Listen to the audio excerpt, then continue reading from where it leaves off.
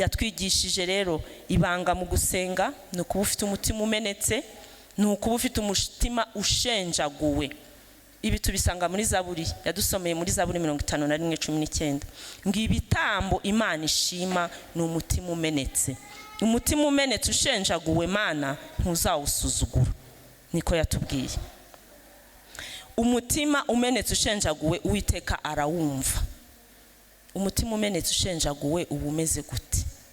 Ni hahandi uza ukavuga uti Mana nguko ukomeze, ndi imbere yawe, ntacyo nguhishe, ntabyo kubeshya, ntabyo kugira ubwenge bwa kinyarwanda ngo uzi ubwira Imana ibintu upfundapfunda unyura ku ruhande.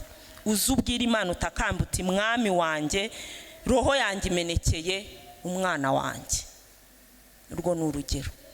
Mana yanjye, roho yanjye cyangwa umutima wanjye ushenjaguriwe umuryango wanjye, umutima wanjye ushenjaguriwe igihugu cyanjye, umutima wanjye ushenjaguriwe business yanjye, akazi kanjye, itorero ryanjye. Ukaza imbere y'Imana ko kukayereka agahinda ufite, ukayereka ibibazo urimo, uzi neza ko ariyo yonyine iri bukubone.